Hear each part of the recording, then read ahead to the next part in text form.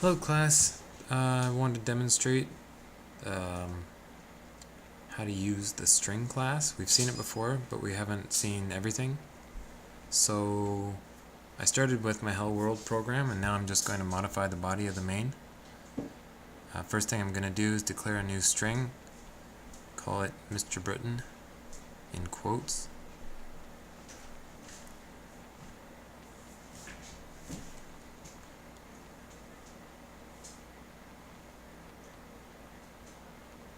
Okay, so I'm going to show you how to print it out, but I'm sure you've all done this before.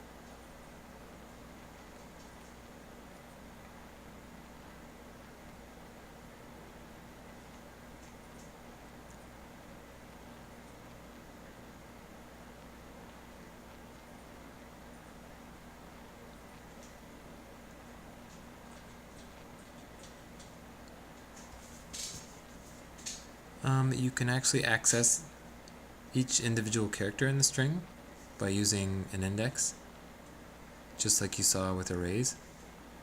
So the very first character of this string is at 0. When you're programming, generally things start at 0 and not at 1. If you see what happens when I try and print a character that doesn't exist, an index, the program crashes, so watch out for that.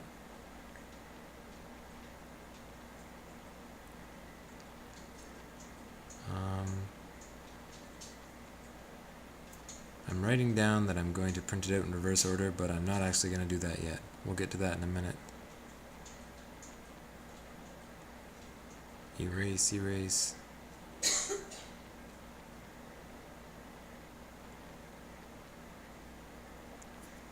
I'm going to show you how to determine the length of your string.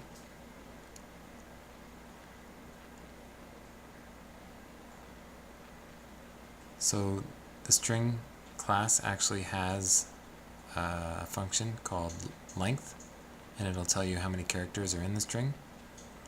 So you access that by just typing the name of your variable and then dot length and brackets, and that will tell you how long this string is. 12 characters. Now I'm going to show you how to print out a string in reverse order.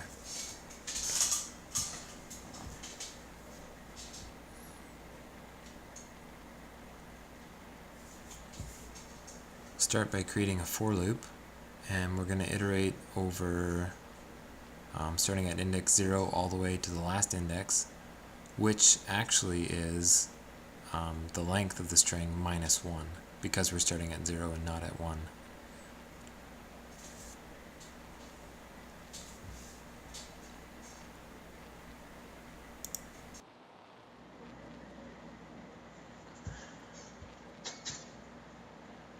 Okay, so I'm going to print out each character one at a time, and I'm not going to put an end of line character so that they'll all appear in the same line. And then at the end I'll print an end of line character. If I run this, oh, it just printed Mr. Britton again. So I didn't do it in reverse order, I just did it in the normal order. Now, what I need to do is start at the last character, which is the length of the string minus 1, and then for each index I'm going to subtract off the current index. So it starts at 12, actually it would start at 11, then 10, then 9, then 8, all the way down to 0, and print each character in reverse order.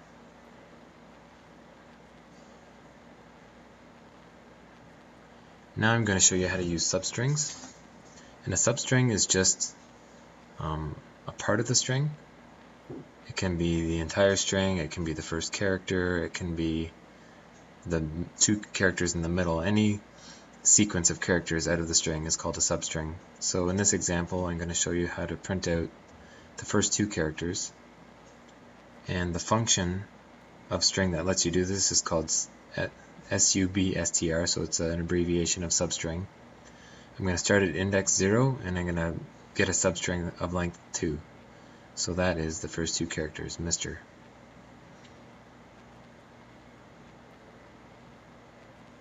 I'm going to copy and paste that modify it a little. I'm going to print out the last two characters.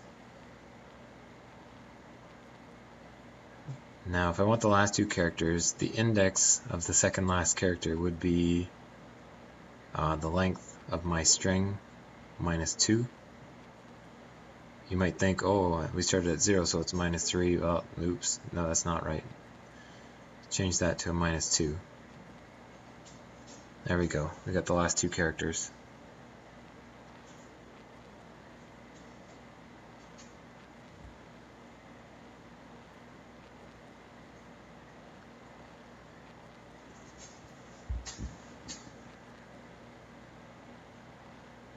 Alright, the next example is going to just print out a few characters from the middle of the string.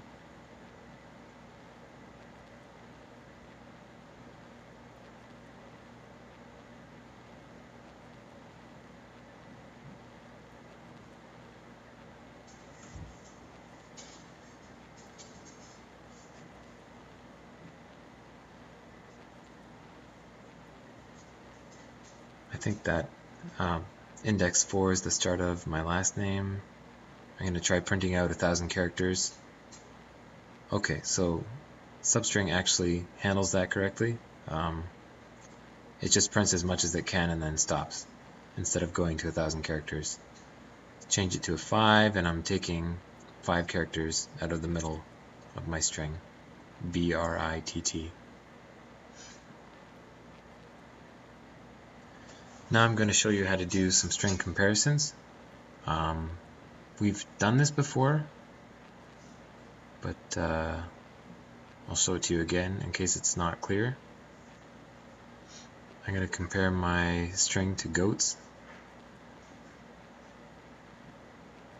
Now, if the two strings are equal, the compare function will return 0, and if they're not, if the strings are not equal, then it'll return some other number, which is not 0. So, if my string is not the same as goats, then Mr. Britain is not goats will get printed out. And if those strings are equal, then Mr. Britain is goats.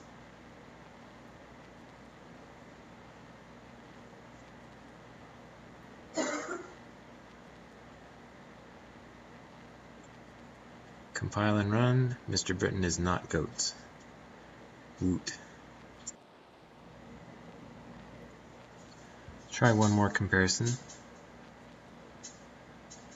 I'm going to show you how substring kind of works. The function substring actually returns a new string, and then you can do operations on that string, and you can do it before you even assign it to another variable. So I'm going to grab a substring of my string, and then that will return a string, and on that string I can do operations again. So now I can do .compare. Now we saw before that this particular substring returned BRITT, so now I'm going to just try this out. Now if you notice, I made a mistake in my syntax there. Actually, it wasn't a syntax error, it was a semantic error. I forgot to compare the result of compare to 0. So this is going to be unpredictable. Who knows what? It didn't print it out, even though it should have. So I have to go back in and put my comparison operator in there. Yep, pure magic.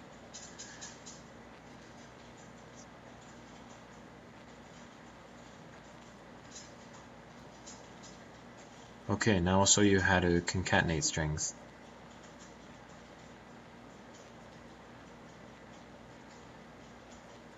And appending or concatenating just means adding characters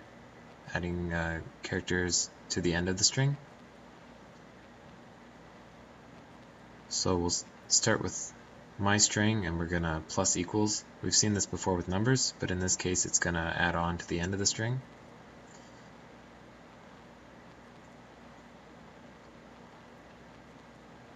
We're going to concatenate is super cool onto the end of our string and print it out. compile and run. Mr. Britton is super cool.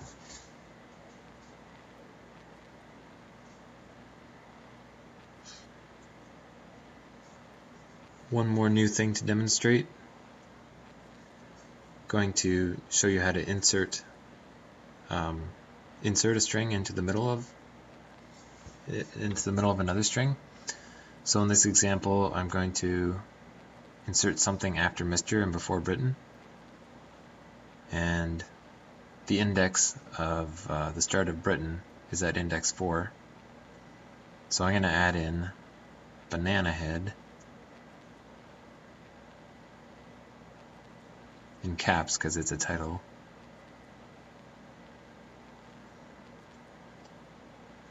And we'll see what it prints out.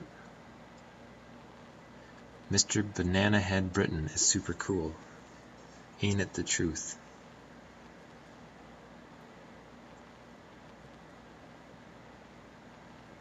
And I'm gonna write the link down here for the full documentation. You can browse around this website if you're interested in any other C++ functionality.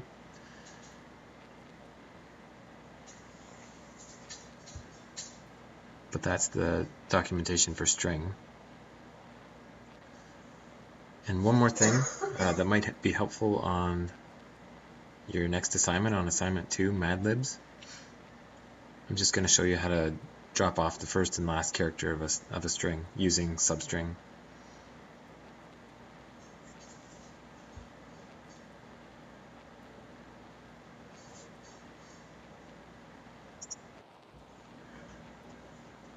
So in the Mad Libs program, you're going to be getting